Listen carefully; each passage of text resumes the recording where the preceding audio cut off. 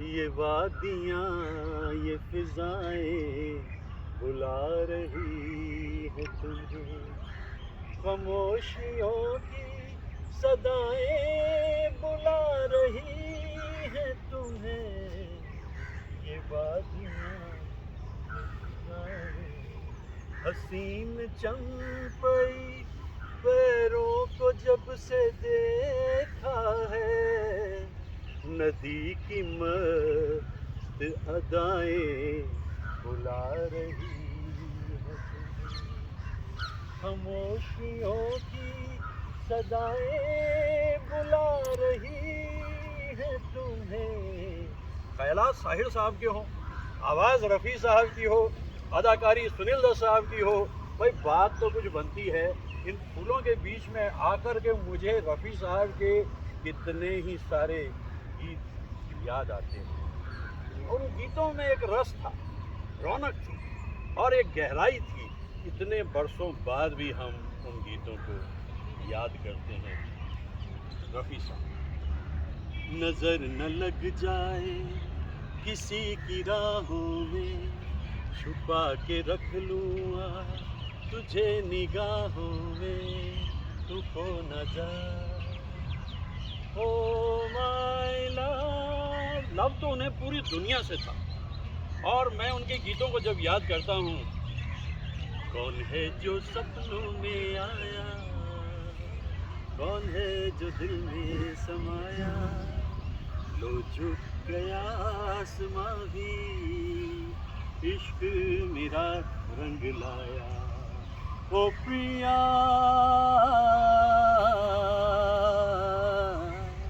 ऐसे लगता है जैसे एक झरना बह रहा। रफ़ी साहब के गीतों की यही खास बात थी कि जो कलाकार पर्दे पे है उसके हिसाब से गाते हैं। मेरा ख्याल है कि थोड़ा सा और आगे बढ़े लेते हैं, और यहाँ का सिलसिला तो बहुत कमाल था।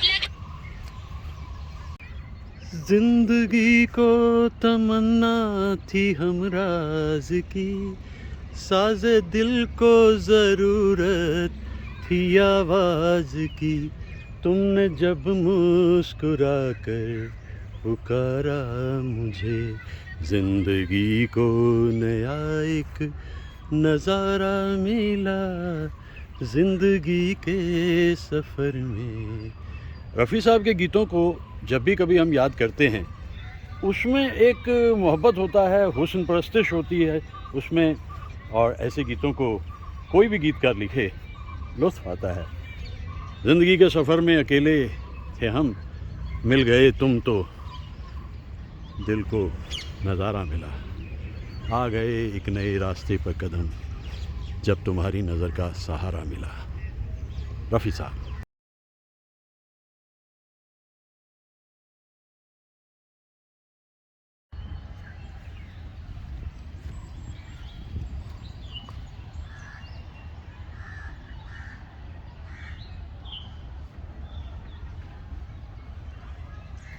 क्या मंजर है, क्या माहौल है, खूबसूरत गायकी रफ़ी साहब की याद आ रही है यहाँ उस माहौल में आकर मुझे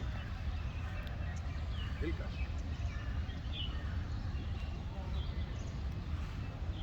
जाने बहार हुस्न तेरा बेमिसाल है, वल्हा कमाल है, अरे वल्हा कमाल है। स्टॉप।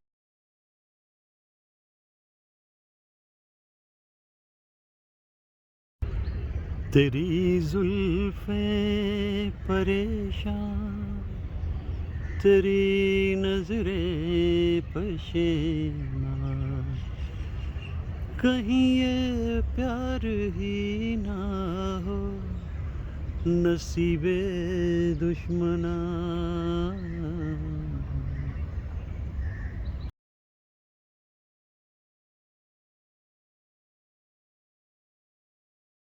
तो इस हालात में, इस माहौल में, जिस तरह फूल ही फूल खिले हुए हैं जिधर भी मैं देख रहा हूँ, तो दिल मांगे मोर, मोर से मतलब मोर।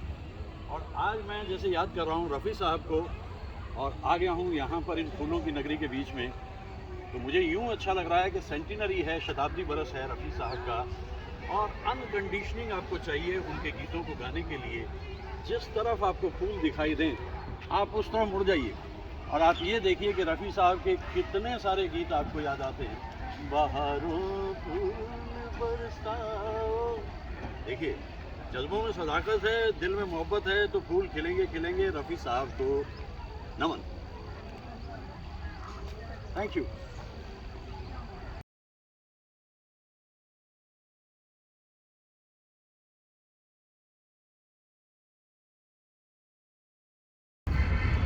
आइए पहले रफ़ी साहब को याद किए लेते हैं ना। उनकी सेंटिनरी है। 24 दिसंबर 1924 को दुनिया में आए। 24 दिसंबर 2024 को 100 बरस के हो जाएंगे रफ़ी साहब। देखिए मैं जब ये कहता हूँ हो जाएंगे, इसका मतलब जश्न फना हुआ है। रफ़ी साहब की आवाज़ तो वही है, उनके गीतों को तो हम आज भी याद करते हैं।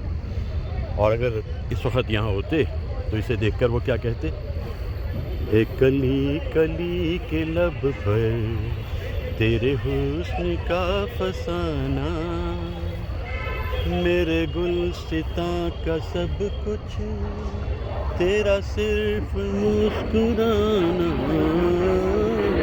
है कली कली के लब पर। तो रफ़ी साहब के तो गीत मन को भाते हैं और हम उनको गाते हैं। इसलिए गाते हैं कि ऐसा कलाकार तो कभी दोबारा आया नहीं और उससे पहले भी कभी नहीं आया। मोहम्मद रफ़ी साहब को हम इसलिए भी याद कर रहे हैं क्योंकि 26 जनवरी आने वाली है और उससे पहले कुछ पुरस्कारों का घोषणा होती है। हमें पूरी उम्मीद है कि इस बार रफ़ी साहब को भारत रत्न से नवाजा जाएगा क्योंकि ये उनकी सेंटिनरी है। इतने कमाल के लोगों को जब ये पुरस्कार मिला तो फिर रफ़ी साहब के हिस्से ये पुरस्कार ना आए तो बात कुछ बनती नहीं। तो इंतज़ार शुरू होता है। आज है 18 जनवरी 2024 और हम इंतज़ार करते हैं कि रफ़ी साहब के हिस्से इस बार आए भारत रत्न, क्योंकि 26 जनवरी अब दूर नहीं, गणतंत्र दिवस। इतने सारे फूलों को देख रहा हूँ और रफ़ी साहब को याद कर रहा हूँ।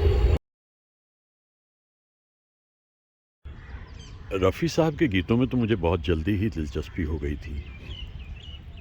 ओ दूर के मुसाफिर हमको भी साथ ले ले, ज़रा सामने तो आओ चलिए, और न जाने कितने सारे गीत रेडियो से सुनाई देते थे बचपन में। तो ये आवाज़ बहुत अलग लगती थी, अलग ही अंदाज़ था इस आवाज़ का। युग छाया, रंगभूमि, ऐसी ऐसी फिल्मी मैगज़ीन्स हम 60s में पढ़ते थे और सोचते थे ये इंसान कौन है रफ़ी साहब। मालूम हुआ कि कोटला सुल्तान सिंह में पैदा हुए थे 24 दिसंबर 1924 को। चलिए ठीक है। और गीतों का जिक्र भी होने लगा, फिल्म्स भी हम देखने लग गए। और एक दिन मैं पहुंच गया कोटला सुल्तान सिंह, जो कि अमृतसर से लगभग 30 किलोमीटर के फासले पे। वहाँ जाकर देखा, एक नया स्कूल दिखाई दिया। उसके चौकीदार से बात हुई, उन्होंने कुछ कुछ बताया और उस गवर्नमेंट स्कूल में गया जहाँ रफ़ी साहब कभी पढ़ते थे। ऐसा एहसास हुआ, बस वो एहसास बहुत ख़ास था।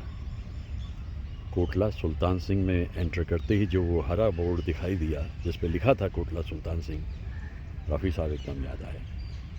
थोड़ी सी पढ़ाई की थी, उसके बाद लाहौर चला गया परिवार और फिर गायकी की दुनिया में आ गए रफ़ी साहब। लेकिन वहाँ के लोगों ने मुझे बताया कि जब वो जा रहे थे रफ़ी साहब छोड़कर उस गांव को, तो दोस्त बड़े दुखी हुए। तो उन्होंने कहा भाई कैसे याद करेंगे, फीको कहते थे उन्हें, फीको, कैसे याद करेंगे तुम्हें। उसने कहा लो पेड़ों के ऊपर नाम लिख के चला जाता हूँ, फीको लिख दिया। जाहिर है नाम तो अब तक मिट चुका है। और वो दोस्त इतने गहरे थे, वो कहा करते थे फीको से, ओए फीको, और तेरे जानवर असी चरा लांगे, तू सानू गाना सुना दे। यानी इतने सुरीले थे रफ़ी साहब कि उनके दोस्त भी उन्हें गाने को कहा करते थे। तो यहाँ से शुरू होता है सफ़र उनका ज़िंदगी का, और ये उनका शताब्दी वर्ष है, सेंटिनरी ईयर है। काफ़ी सारी बातें उनके बारे में कही जानी चाहिए।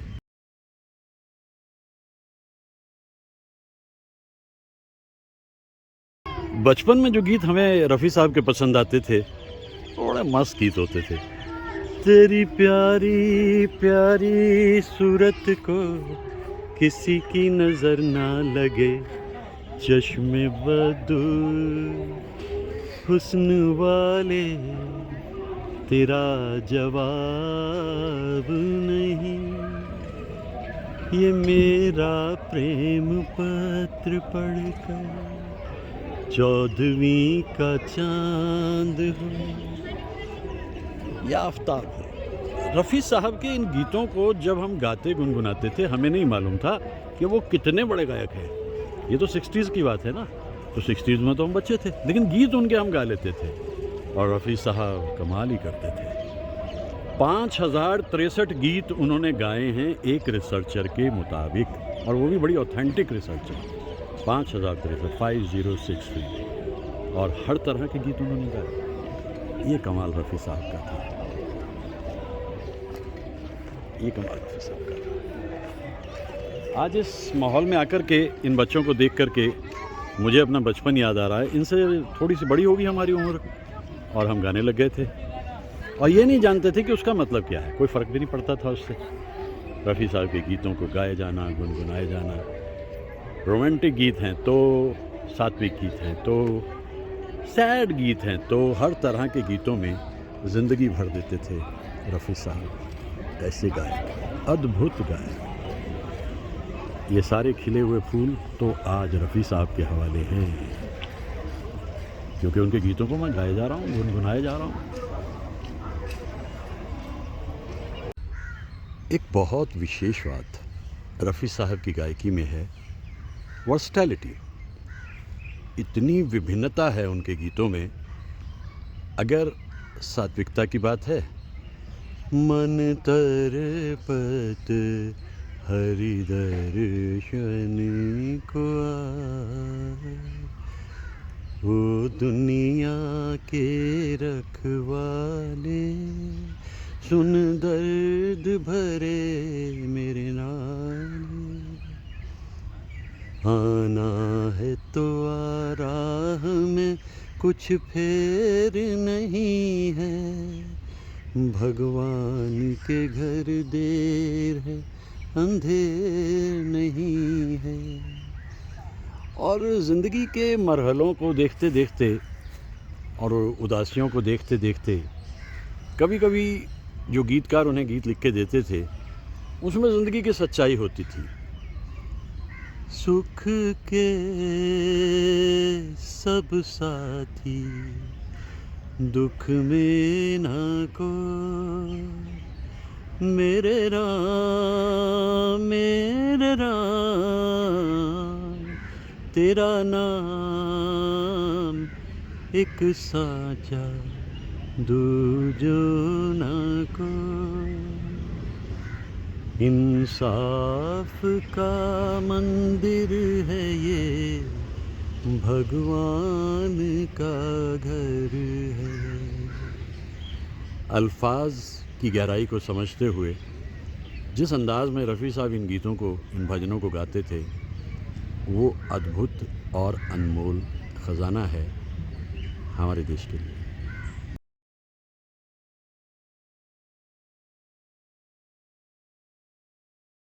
हिंदी फिल्म इंडस्ट्री में उस ज़माने में इतने गायक थे कि एक गुलदस्ता सा बनता था, एक बगीचा सा खिलता था और हर गायक अपने तरीके से गीत गाता था।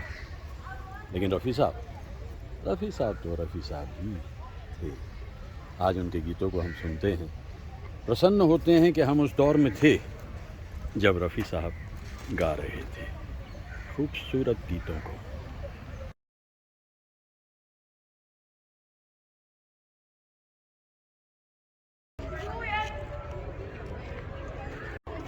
इतने सारे फूल, खूबसूरत फूल और प्रकृति का अद्भुत करिश्मा, लेकिन फूल तो इधर भी हैं।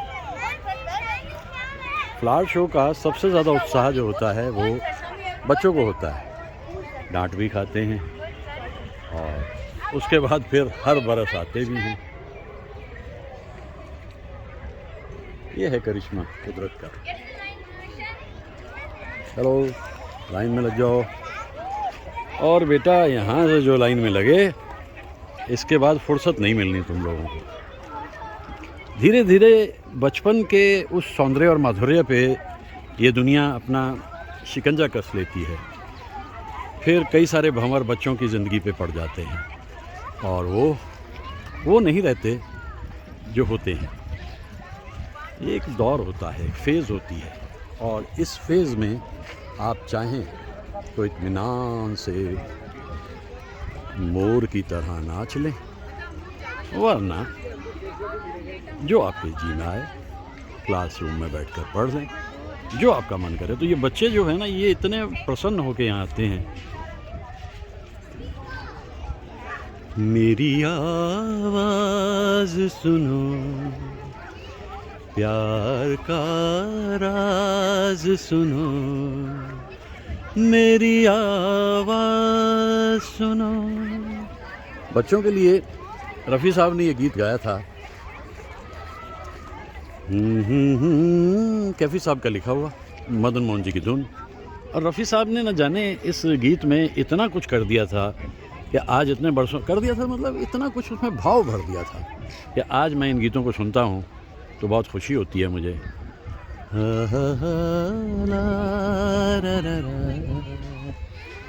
मेरी आवाज़ सुनो। क्या बचपन है, क्या दौर है ये ज़िंदगी का।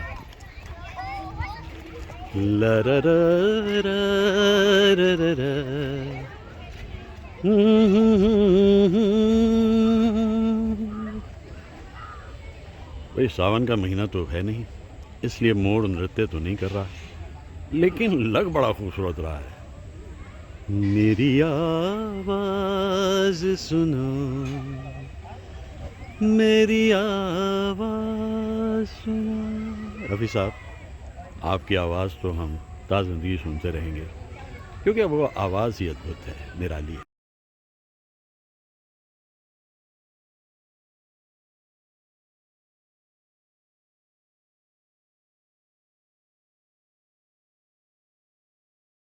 दुनिया बड़ी जालिम है, दिल तोड़ के हंसती है। एक मौज किनारे से मिलने को तरसती है। उदास गीत जब गाते थे रफ़ी साहब, तो मन को छू जाते थे वो गीत। 100 बार जन्म लेंगे, 100 बार फना होंगे, हम तुम ना जुदा होंगे। लिखने वाले जो गीतकार थे वो जानते थे कि रफ़ी साहब इन गीतों को जिस अंदाज में गाएंगे, बस वो अपने ढंग का अनूठा और अनोखा ही रंग ढंग होगा उनका। एहसास को समझना, अल्फाज को समझना और उसके बाद फिर उन गीतों को गाना, ये कमाल रफ़ी साहब का था। पैरों की थकन कहती है ठहर, मुश्किल है डगर, लंबा है सफ़र, पर दिल कहता है आखिर को गर्दिश भी कहीं पहुंचाएगी। लेकिन है यकीन आएगी मंजिल, तकदीर कहाँ ले जाएगी। उस छोटे से नन्हे से बच्चे ने कोटला सुल्तान सिंह में जब जन्म लिया, उन्हें थोड़ी मालूम था कि तकदीर कहाँ ले जाएगी। तकदीर उन्हें ऐसे मुकाम पर ले आई कि ऐसा गायक कभी धरती पे आया नहीं, ना पहले और ना दोबारा। जनवरी का महीना है, दक्षिण भारत में आम पे बोर आने लगा है। इसका मतलब मार्च आते आते यहाँ आम मिलने लग जाएंगे, और इसी कुंज में कहीं छुपी बैठी होगी आम्रपाली। आम्र के दरख्तों के नीचे पली आम्रपाली। बेनूर मेरी आँखें और दूर का सफर है, उठते हैं पाँव लेकिन गिर जाने का भी डर है, पर काट के किसी की परवाज़ दे रहे हो, टूटे हुए हाथों में क्यों साज दे रहे हो, खामोश जिंदगी को। दर्दीले गीत भी जब गाते थे रफ़ी साहब, तो वो दर्द हम लोगों के मन तक उतर जाता था। ऐसे गायक जो हर तरह के गीत गाते थे, मोहम्मद रफ़ी साहब।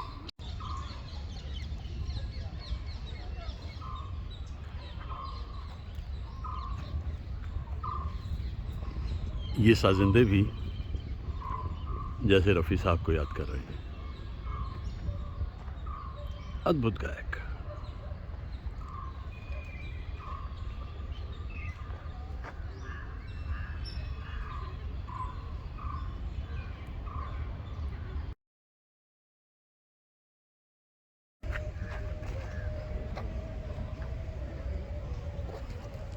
आने से उसके आए बहार, जाने से उसके जाए बहार, बड़ी मस्तानी है मेरी महबूबा। मतलब यूं कहिए कि फूलों की रानी है महबूबा। रोमांस तो रफ़ी साहब की आवाज़ में पूरी तरह से बुना हुआ था। जो भी गीत उनको रोमांटिक दिए जाते थे, उस वक्त एक विशेष किस्म का मूड बनाते थे वो, फिर उन गीतों को वो गा देते थे।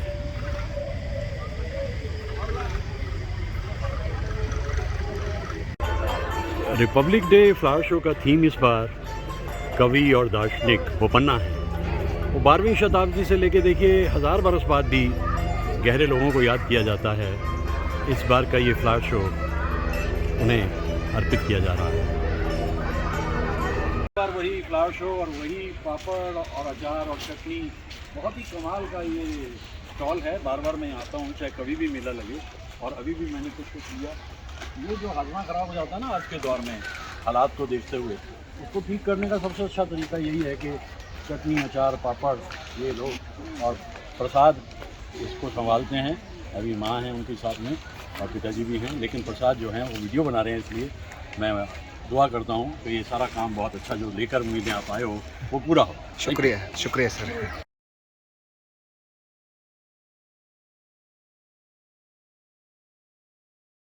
उत्तर भारत में तो भाई सर्दी बहुत है, तो मैंने ये सोचा कि वही जो टच है उत्तर भारत का अगर मुझे बेंगलोर में मिल जाए तो मैं यहाँ आ गया।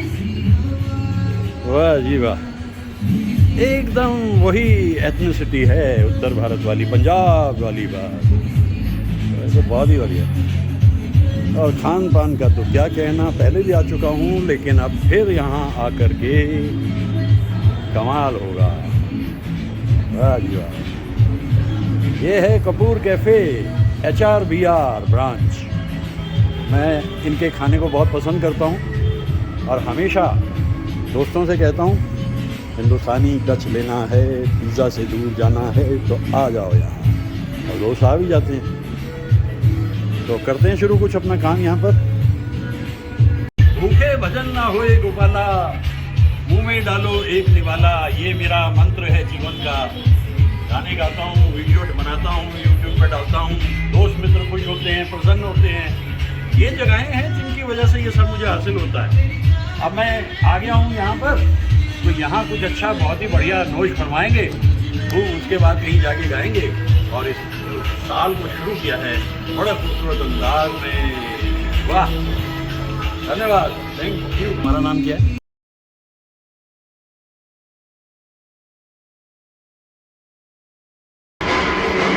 ये अमृतसर थाली है कपूर्स कैफ़े पे। देखिए कितनी लजीज है, कितना कुछ है इसमें, लेकिन है सब वेजिटेरियन।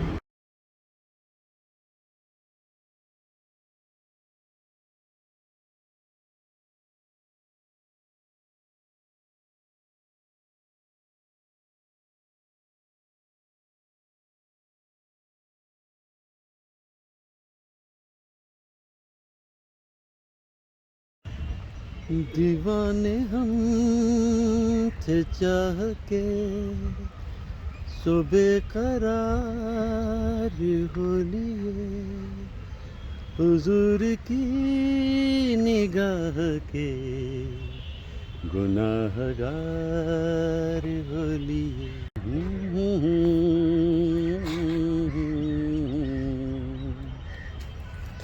ला ला ला ला ला ला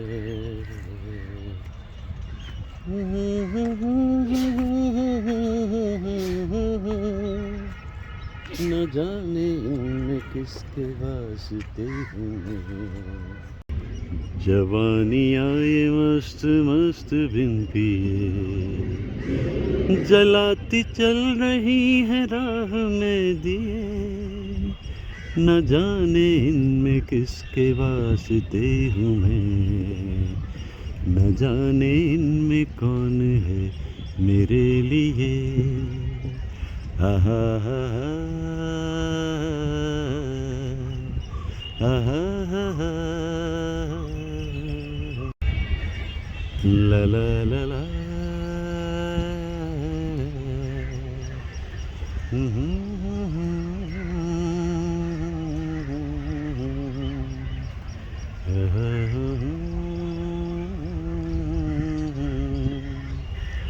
रफ़ी साहब की आवाज़, सौंदर्य और माधुर्य का ऐसा खूबसूरत संगम महसूस होता है, नज़र आता है उस आवाज़ में। ला ला ला ला ला ला ला ला ला ला।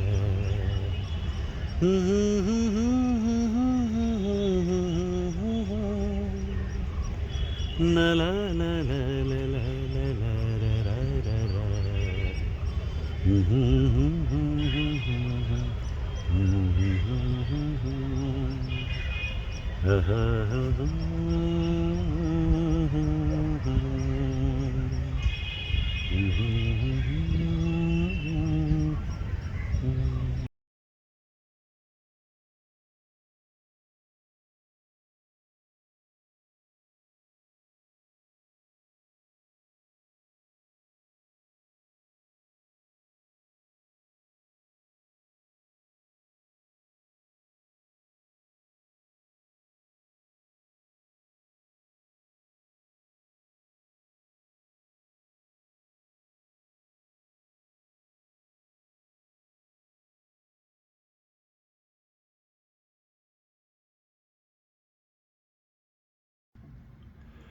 मुझे मालूम हुआ कि वहाँ एक स्कूल में पढ़ते थे जब बहुत छोटे थे मोहम्मद रफ़ी साहब, और वो था राजकीय स्कूल, ये वाला स्कूल।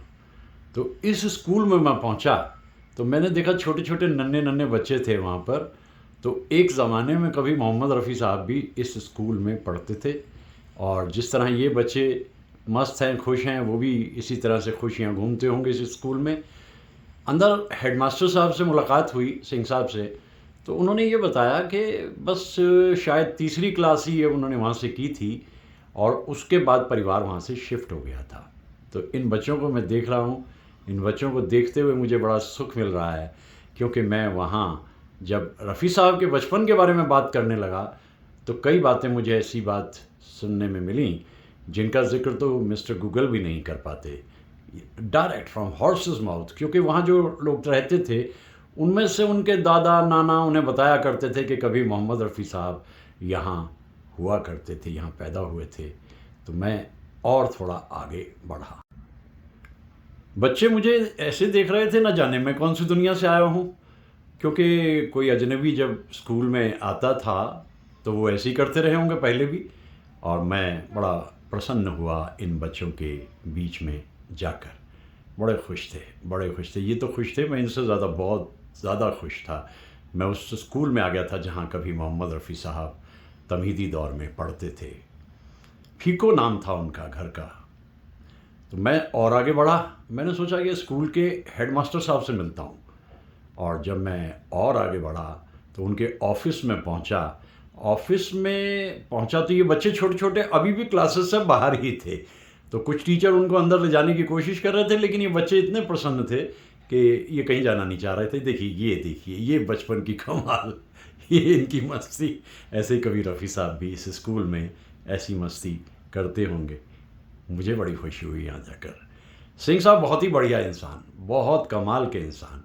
उन्होंने मुझे बहुत सी बातें बताई रफ़ी साहब के बारे में कि जो उनके बुज़ुर्गों ने उन्हें बताई थी कि रफ़ी साहब यहाँ पढ़ते थे, छोटी सी क्लास में बैठे होते थे, और वो एक तस्वीर भी उस स्कूल में मुझे दिखाई दी मोहम्मद रफ़ी साहब की लगी हुई। वो उस जगह भी मुझे ले गए जहाँ पर मोहम्मद रफ़ी साहब पढ़ते थे बैठे हुए, उस सीट पे भी ले गए जिस सीट पे मोहम्मद रफ़ी साहब बैठते थे।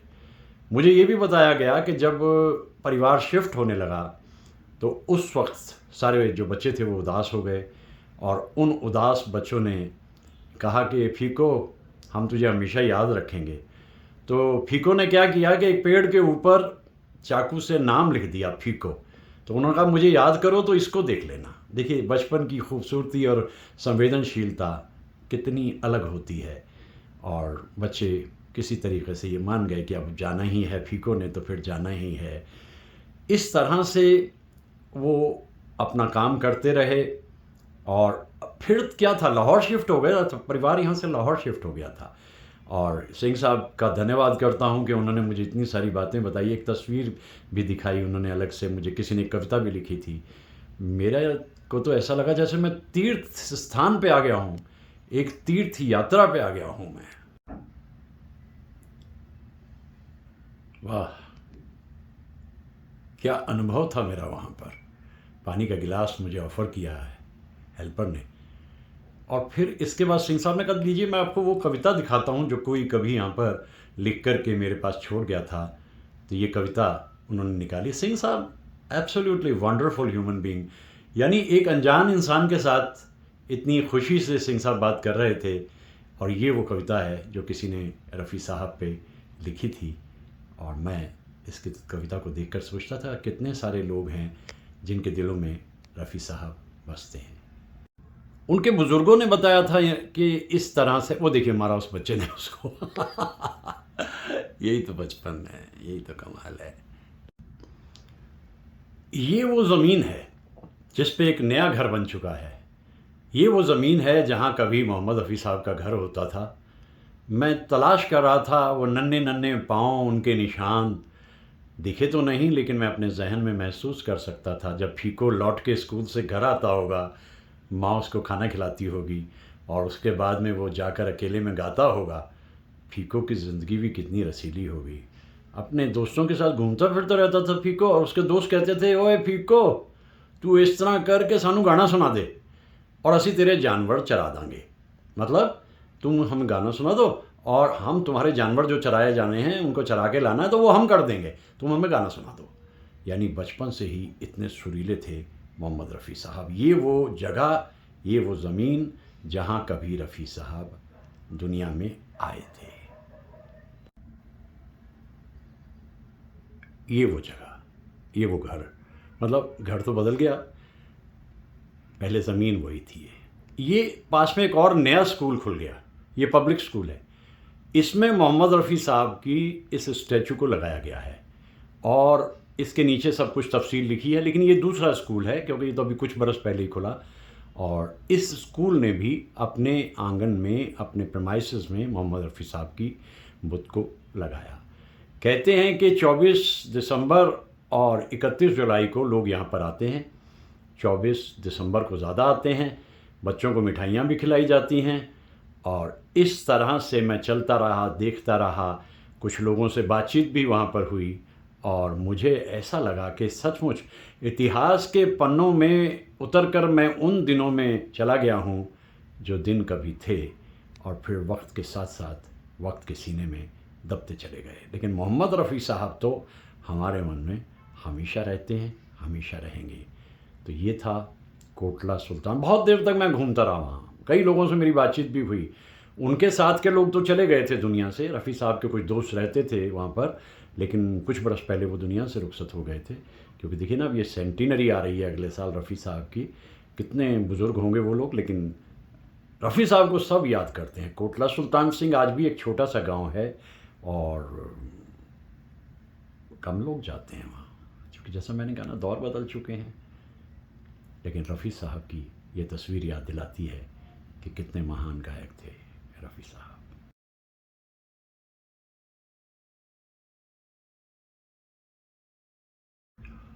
स्कूल के बुज़ुर्ग हेल्पर बलबीर सिंह जी ने बताया कि उनके बुज़ुर्ग बताया करते थे कि रफ़ी साहब की ज़िंदगी कैसी थी, क्या थी। रफ़ी साहब तो खुद ही कहा करते थे कि कोटला सुल्तान सिंह में एक फ़कीर जाता होता था और रफ़ी साहब उसके पीछे पीछे चल देते थे। बहुत दिन तक तो ये पता नहीं लगा कि वो गाता क्या था, लेकिन मैं थोड़ा सा और आगे बढ़ा, रिसर्च की, ढूंढा, शोध किया, तो पता लगा कि वो गाता हुआ जाता था फ़कीर, खेडन दे दिन चार निमाए, खेडन दे दिन चार। छोटा सा बच्चा पीछे पीछे चलते हुए और इस गीत को सुनते हुए और अपने आप गाते हुए, मैं सोचता हूँ वो दिन क्या रहे होंगे, क्या दिन रहे होंगे। और उस फ़कीर की दुआएं भी ज़ाहिर है रफ़ी साहब को मिली होंगी, तभी इतना नाम रफ़ी साहब ने अपनी ज़िंदगी में किया।